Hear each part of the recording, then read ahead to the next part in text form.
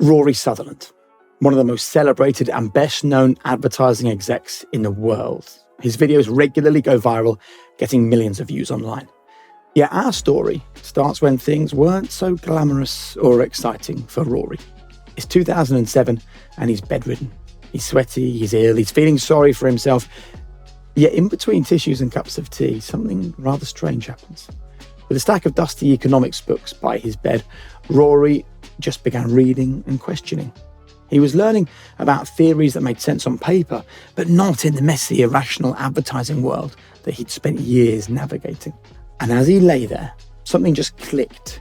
And in that moment, so did his sense of purpose. Suddenly, Rory felt as if he'd unlocked an idea that could change everything. So what was the book? And crucially, what was the idea? You're listening to the show that takes you into rooms you never knew existed to understand seminal moments like never before. In partnership with IFS, this is The Room Where It Happened with today's guest, Rory Sutherland.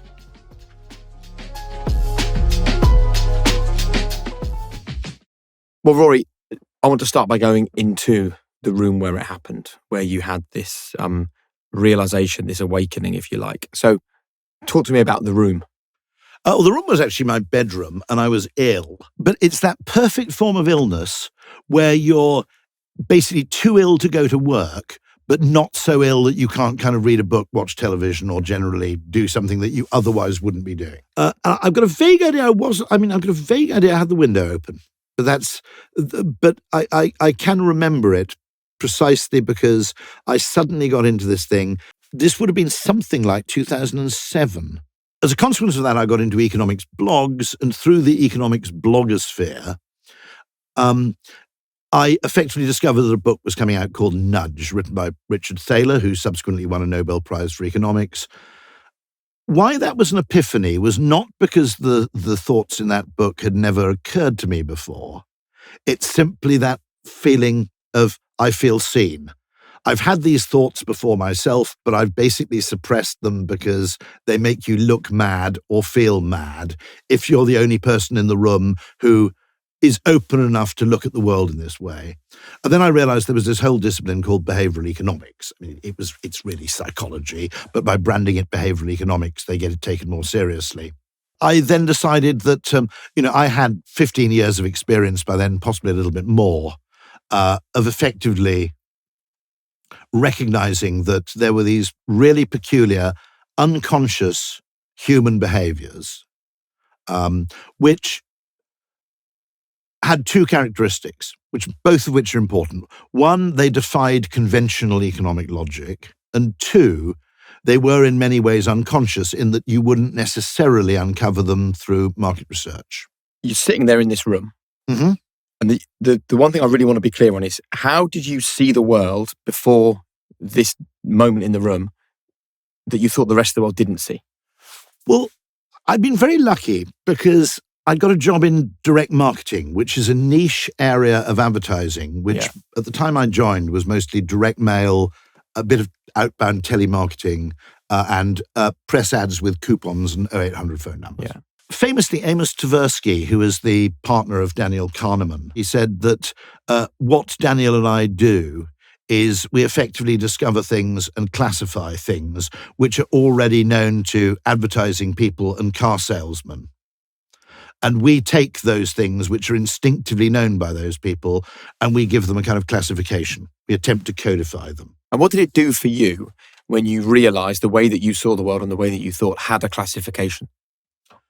Well, the first thing was that it elevated the conversation. So the fact that you had, at this stage, a few people who'd picked up a Nobel Prize for economics who were deeply interested in, after all, we call it behavioral economics, but I mean, famously, I think Charlie Munger said, look, if economics isn't behavioral, I don't know what the hell is. Economics should be an empirical science, but unfortunately it isn't. It's one where the elegance of the theory is allowed to override the messiness of the real world experience. Yeah. And so I had this feeling, which is finally these fairly major discrepancies between economic theory, on the one hand, and market research, stated preference, what people claim they want and what people actually do. So economics isn't totally blind to the fact that a large part of our brain is trying to accomplish something which the conscious part of our brain may not be aware of or may be unwilling to reveal. The two subsequent decisive events were, as I said, I ordered a copy of Nudge from the US because it hadn't launched in the UK. And I got it FedExed over at insane expense. And it arrived it might have arrived the next day, if not 2 days later. At that time, there were probably only 10 copies of the book in the UK. Obviously, the publishers would have had a few. One of them was in the hands of a guy called Rowan Silver, who then gave it to either George Osborne, but I think he then gave it to David Cameron for his reading list. Now, interestingly, nudge theory tended to get adopted by the Democrats in Washington, but it got adopted by the Conservatives in London to an extent. And so through this, somehow, through reasons I can't fully remember, I was very, very early in understanding this.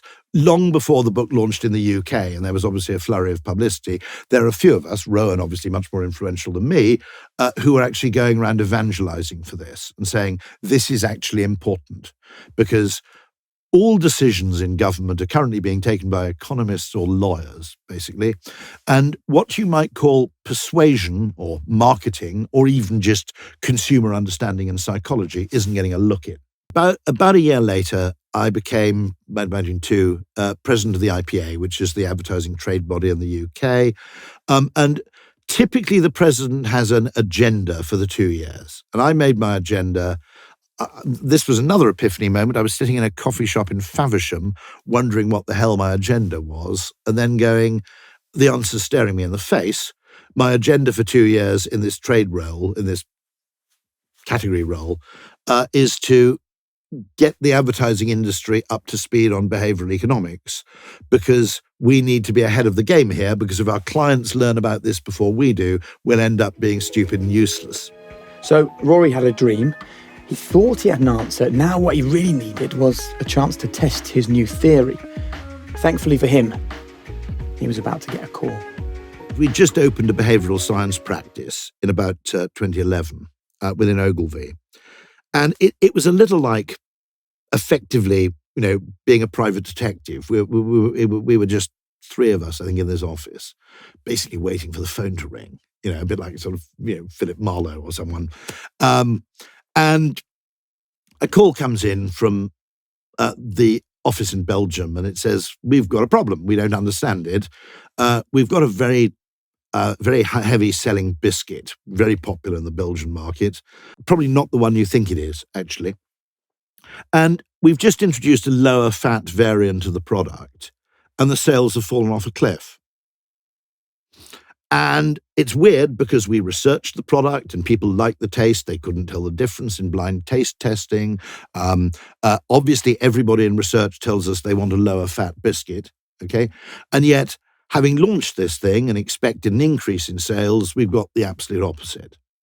And that was one of those interesting cases which you occasionally get in detective work, where you can kind of solve the crime over the telephone. You said you were waiting for the phone to ring, and how you kind of immediately thought, hold on, all of those things I learned reading for that week, we can adopt that here and see what happens. Well, what it was the classic thing, which is I call, effectively marketing, I think, is the science of knowing what economists are wrong about. Yeah. Fundamentally, it's, and the classic thing would be, to a logically minded person, research tells people they want a lower fat snacking alternative. Okay. Logic tells people that since they can't tell the difference between these two biscuits in blind tastes, they will be completely unaffected in their enjoyment of the biscuit when the words low fat. Okay. And in that case, we just said, very simple question, did you put now with lower fat on the packaging? And they said, well, of course we did. We spent a lot of money perfecting this lower fat formulation. Why on earth would we not boast about it on the packaging? And we said, that's your problem. I mean, there's a very interesting implication there, by the way, which is sometimes if you want to, if you want the population to eat healthier, maybe the way to do it is by stealth. So you reduce the fat content of things and just don't tell them. What you suddenly realized is that we have this simplistic narrative of, what humans are trying to do. And we often, and what economics was allowed to do, it was allowed to denigrate as irrational any time in which the human behavior differed from what an economist would regard as optimal according to their model. Now, physicists aren't allowed that luxury. Okay, they can't say the experiment failed, but it was entirely down to irrational atoms. Okay, or the electrons were in a bad mood this morning. Actually, probably, I don't know, maybe quantum physicists will say that. I have no idea. Okay, but Newton wasn't allowed to say, I'm afraid my experiment failed, but it's simply because the planets were having a bit of a hissy fit. Okay, or were being silly. Okay, you're not allowed to do that. But weirdly, in economics, you're allowed to basically decry any behavior which deviates from your theoretical model as being a mistake on the part of the human being. Yeah. And I'm very uncomfortable with it. And there are a lot of behavioral economists who would describe things as a bias. In other words, where we should do X, some part of our psychology causes us to do Y, and we're silly to do so. A lot of behavioral economists are very unhappy with the word bias because they'd say, unless you know what the person is ultimately trying to do, it's very dangerous to criticize someone's behavior as illogical.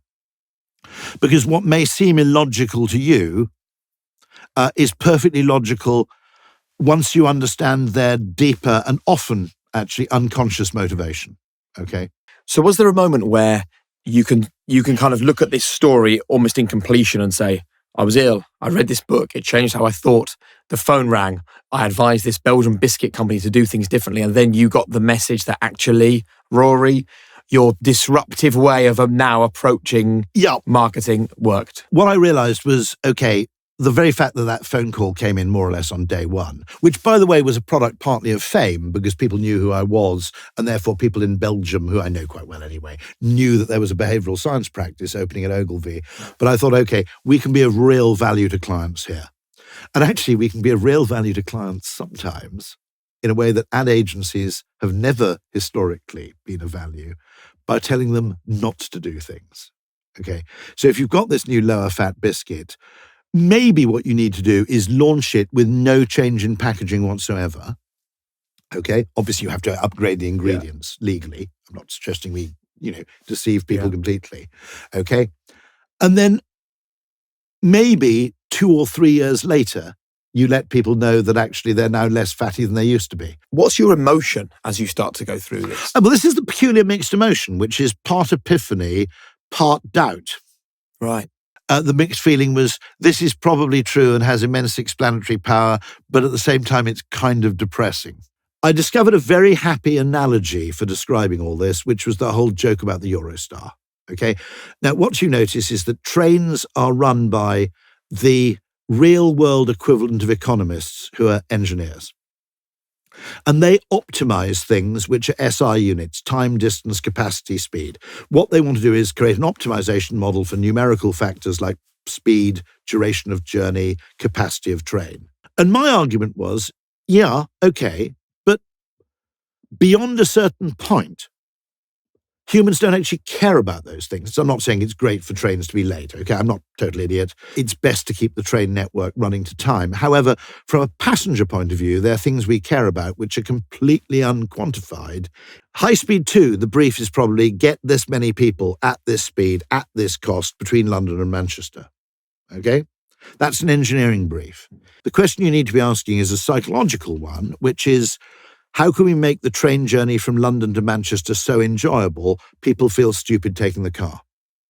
It's a much better question. Yeah. Now, enjoyable. Now, why does nobody ask that question? And why does everybody ask the engineering question? It's the same answer as to why they all spend their time trying to increase the range of electric cars, but don't spend any time reducing anxiety, which is, weirdly, how do you make a train journey enjoyable is an open-ended question, which means it's amenable to all kinds of creative solutions. People who... I'd love to find some more examples. An example would be fairly early on, which is we realized that the way in which all airline websites worked were fundamentally silly because they were designed for business travelers, not for leisure travelers. And so the first question you got on page 1 was, where do you want to go? When do you want to go? What class of travel do you want? Find flights.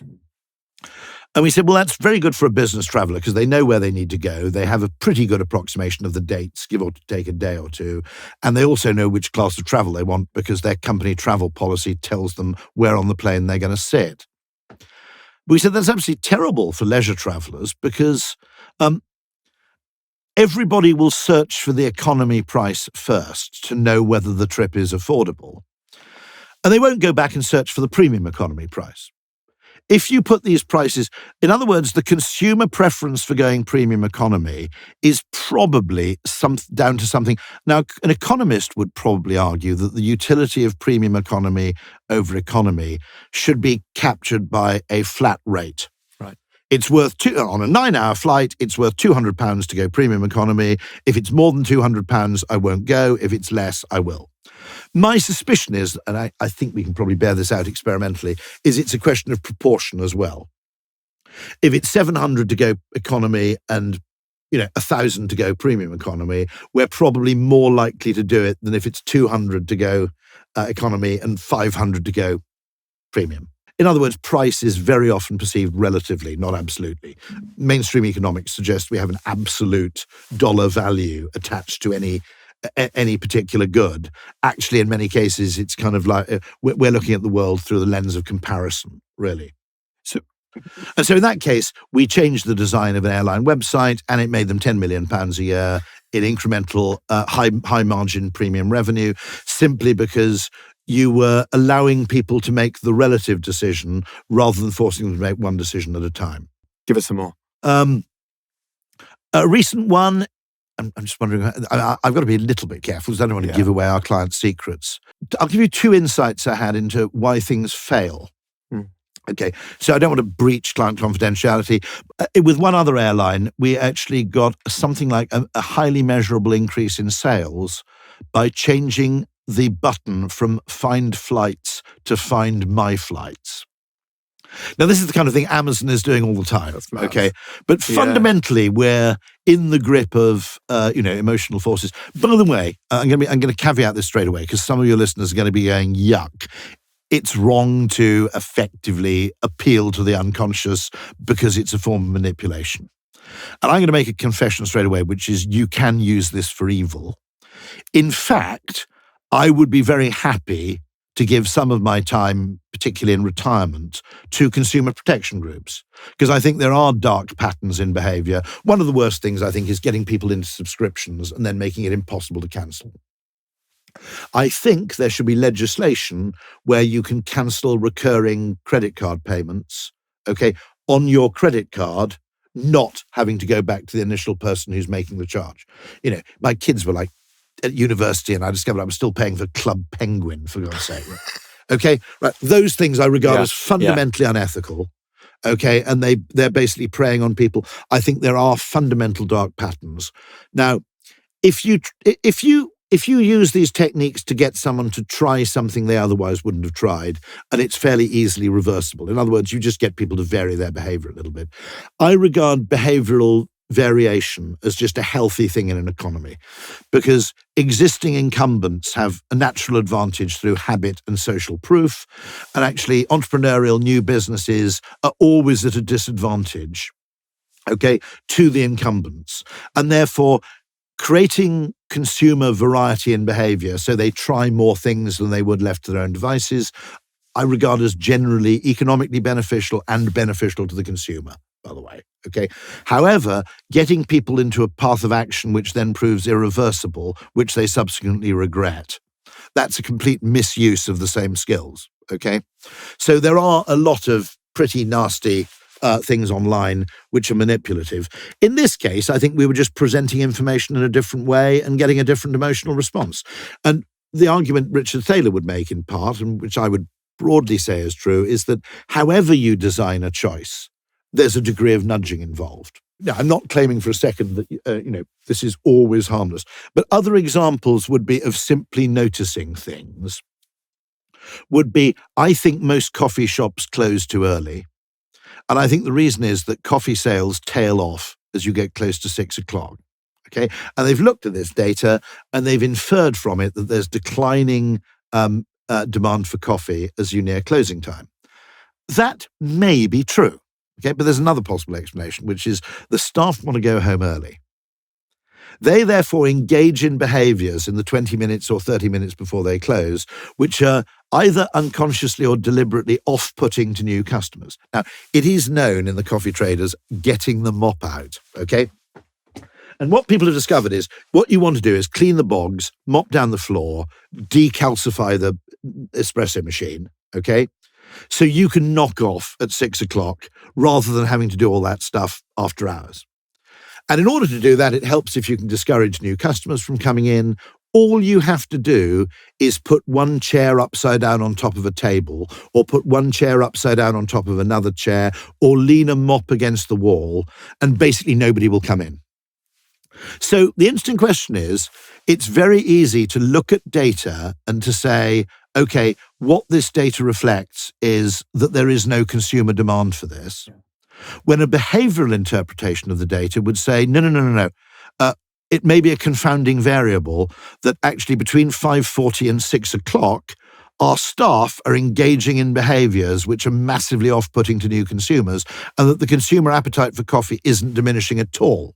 We'll carry on the conversation in just a moment. But first, if I asked you to picture AI in action, I reckon you'd think of a large language model or something that you think optimises your own personal productivity. But have you stopped to think about the impact that AI actually has on the big industries?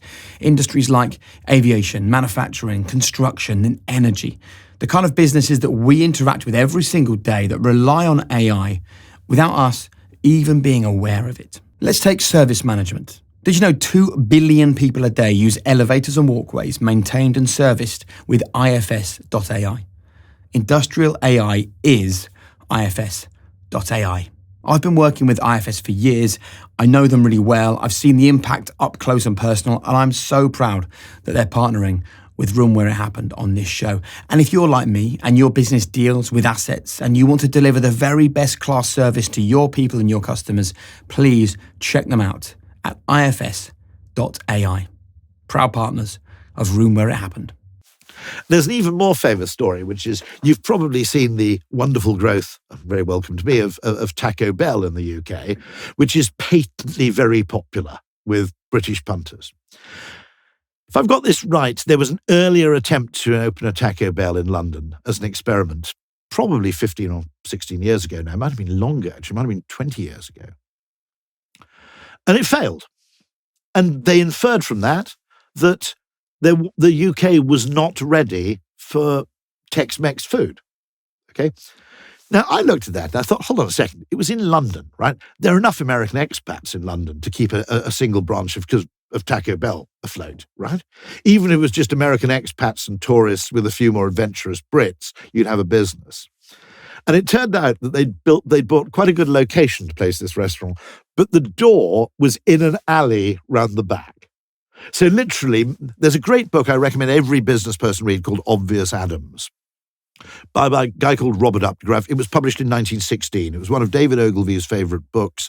It's a brilliant book about someone. It's a little like the 1916 equivalent of that moment in The Big Short, where the guys all fly down to Miami and go and interview strippers.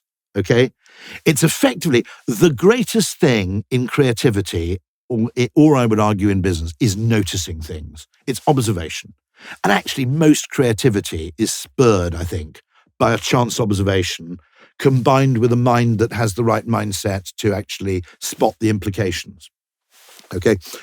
And so what's so interesting is it's very dangerous. If you don't look at behavior and you look at the world through an economic lens and you ignore the fact that the entrance to the Taco Bell was in a weird alley around the back, right?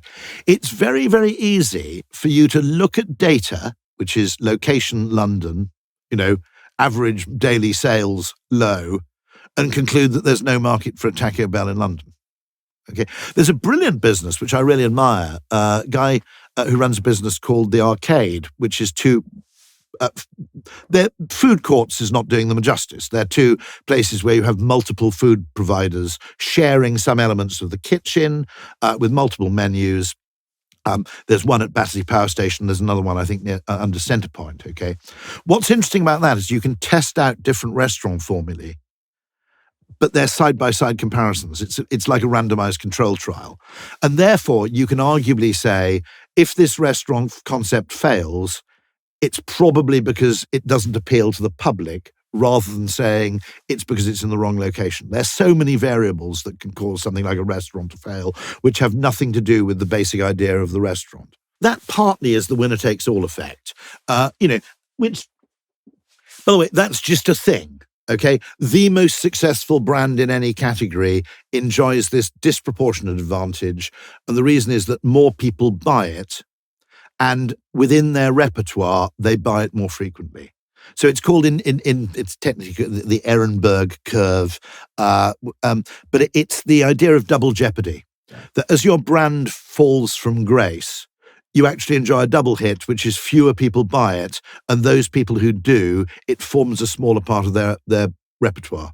So you get hit twice. Okay, the first thing is I don't claim to be right about anything. Yeah. Okay, and I don't want to be right. Now that sounds like a really weird thing. Okay, when I say I don't want to be absolutely right, I want to provide people with an alternative and interesting way of being less wrong.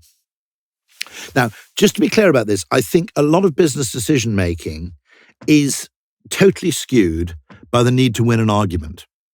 Now, when you win a rational argument, the first way you do that is you strip out some important variables, because otherwise you can't reduce it to the number of variables which provide you with that sort of GCSE math style single right answer.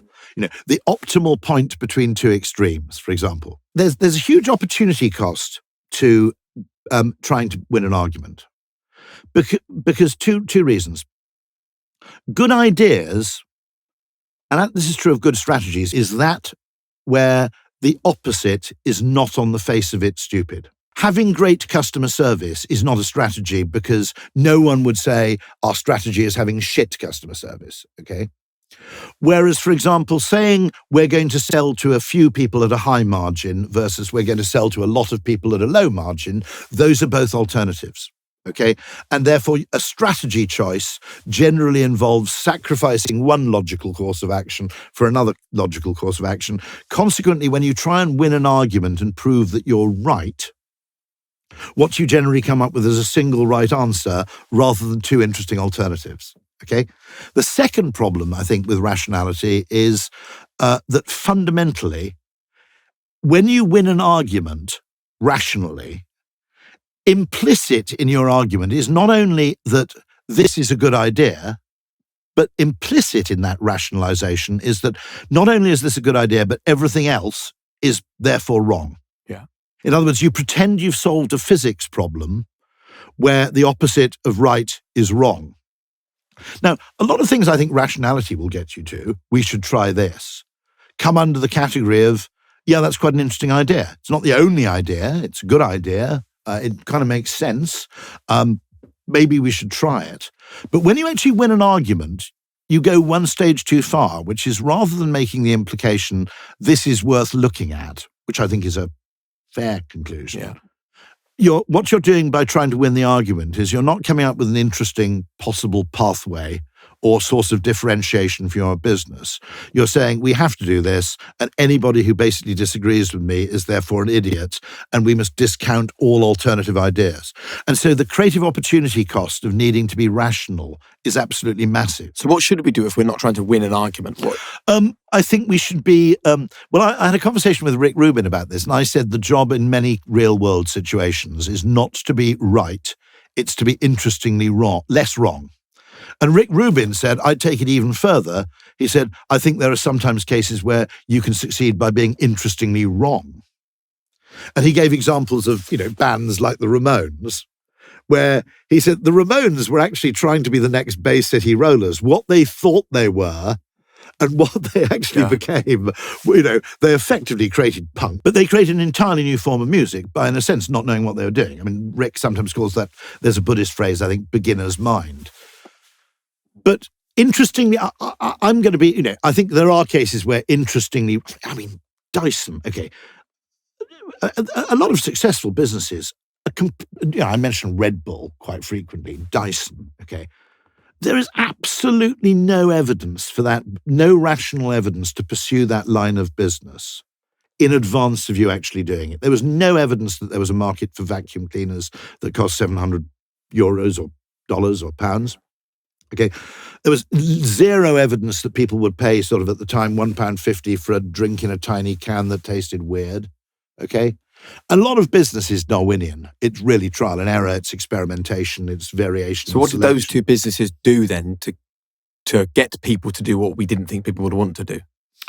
They had to take a leap of faith. In other words, they had to accept the use of subjective judgment. Now, I'll tell you a funny story about this, which is where we're completely wrong to think that the person with more data should be given more attention, okay, in decision-making. In fact, I would argue that anecdotal data is often very, very revealing. And it may only be one data point, okay? But if you think about it, I always joke about this, the Titanic had lots and lots of pre-existing data from the past, which said there wouldn't be icebergs that far south in the Atlantic in April, okay? But the single anecdotal data point of iceberg dead ahead, okay, effectively overwrites all of that other pre-existing data, okay? Now, in the case of, I think, Nokia, they had advice from a very large management consulting firm that they could wait 3 or 4 years before releasing a smartphone, because until smartphone prices fell to a certain point, there was no mass market for them, particularly in the developing world. They said, we've got literally reams of data that say that people in country X, country Y, country Z, highly populous countries, typically, in the developing world, will not pay more than X for a phone. And a friend of mine who's an anthropologist reported back, working for Nokia, said, this isn't right. He said, when a smartphone becomes available, bear in mind, for these people, a smartphone isn't just a better phone, it's also a computer, their first access to the internet, their first access to, everything that you can do online, video, all sorts of video connectivity become possible, etc. So, no, they'll actually pay twice as much for a smartphone as they will for a feature phone. You've only got 1,000 data points. The management consulting firm has millions of data points. That was a case where effectively relying only on data with strong evidential value kind of killed a company or killed part of a company. But it's so hard to not do that though, isn't it? Because when you have 1,000 bits of data, everyone listening to this would be like, well, that's where I would go. That's the route I would follow. But often, of course, I mean, there was no evidence for the demand for smartphones before they existed. In many cases, I think I find it really interesting because at some level, if you're not taking a bet on one particular future, as a business, you're being too cautious. And actually capitalism partly works because lots of different people place lots of different bets on how they think the future is going to pan out. Sometimes perhaps you get one winner and lots of losers. Generally, you get several winners and quite a lot of losers. You then end up with a much more valuable market and better served consumers because, consumers have more choice because there are these fundamentally different approaches to, the future of the electric car. Okay, you can do a sort of French thing and take a bet on the Citroën Ami, which I think is a totally valid bet, or you can do a Jaguar and you can place a bet on a super luxury, unbelievably futuristic, two-door coupe. Yeah. Right? Actually, they may both be valid bets, but for different people at different times. In fact, there will probably be people in 5 years' time who own the Jaguar XOO and a Citroën Ami for entirely different purposes. So one of the worst things you can do in business is benchmarking, because what you're doing by benchmarking is you're making yourself more similar to your competitors. And that's what I hate about when business and management consulting firms do all this all the time. They benchmark people against their closest competitors. I would argue you should do something which I call reverse benchmarking. And the first example of this was in a wonderful book called Unreasonable Hospitality by Will Guidara. Everybody should read that book, by the way. And Will, when he's running the number 50 restaurant in the world, takes his team to the number 1 restaurant in the world. And their instinct is to benchmark against it, right? Which is, cool, they've done this really well. Look at this, they've made I don't know what it was, they've made the napkin look like a swan. I don't go to those kind of restaurants very often, Ooh, look, we should copy this. Yeah. And Will, at the end, goes, no. There's no point in copying the things they're already good at. That just brings us more invisibility. That just makes us more generic within the category. No, I'm going to do what I call reverse benchmarking, which is, what were the 2 things that were a bit disappointing? We go to this restaurant. Unsurprisingly, it's fantastic. But were there 2 or 3 things that disappointed you? And it turned out there were 2. There was nothing special about the coffee. Okay. And the 3 or 4 people, because bear in mind, he's taking a load of chefs and other people, the 3 or 4 people who wanted to drink beer rather than wine got shortchanged. Okay. It was kind of like, yeah, we got this on draft. Okay. Now, the wine, they come out and you get a sommelier and the guy would talk bullshit about the fucking terroir and all that crap. Okay. If it was beer, yeah, we got that on draft or we got this in bottles.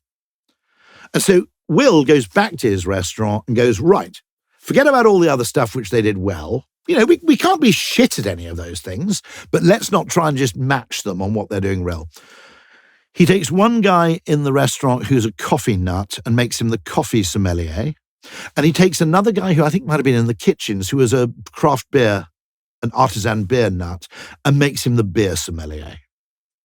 So if you say, what have you got in the way of beers? You're expecting them to go, we got Carlsberg or Heineken. And instead, the guy comes with a beer menu and actually starts doing food pairings for you. Now, I'm a very regular beer drinker in posh restaurants because it's a better drink, in my opinion. Okay. And one of the things that is noticeable is that as a beer drinker in restaurants, they're always eager to bring you a second bottle of wine and top up your bloody glasses. And the beer guy's going, excuse me. Now, as a beer drinker in a restaurant, you're going to go, this is fucking rock and roll. The great thing about differentiation is it has 3 benefits. It's good for consumers because it gives them more choice. Okay. It's good for businesses because it effectively differentiates them and prevents them from getting into a kind of price war with a load of other generic providers in the market. It's also, by the way, good for overall resilience. Competition, by the way, is totally inefficient. I mean, this is so weird about economics. They fetishize competition because they think it keeps prices down. But equally, if you take an absolutely classical economic model, competition means duplication, which means inefficiency. But there's a huge upside to competition and to diversification, which is resilience. So as people's tastes change, effectively, you could move, a perfect example would be, I might currently go to Sainsbury's, but, when I hit the age of 80, I might start ordering the stuff online. It effectively enables you to absorb shifting tastes, shifting trends. And in many cases, it's highly beneficial. And I'm very annoyed, by the way, at supermarkets driving people towards self-checkout. The correct way to offer self-checkout is as an option, not as an obligation. The technological door, which is we can do this amazing new thing we couldn't do before, and the psychological door, which is I'm now happy to adopt this new technology because big ideas require big behavioural change, and big behavioural change is difficult. And that is where you have helped to change the world. Rory, thank you so much for your time. It's a pleasure. Anytime. What a joy. Thank you very much indeed. Thank you. Brilliant. What a conversation. The truth is we are surrounded by businesses, both the successful and the struggling, those that have good fortune, those that simply seem unlucky. But to truly understand what's behind them, you have to lean in, you have to learn from them, you have to ask the right questions, and crucially, you have to be there. You have to be in a place that previously none of us had access to, the room where it happened. If you enjoyed today's episode in partnership with IFS, don't forget to subscribe to the show, follow us on Instagram, and you'll be the first to get the latest episodes. See you next time.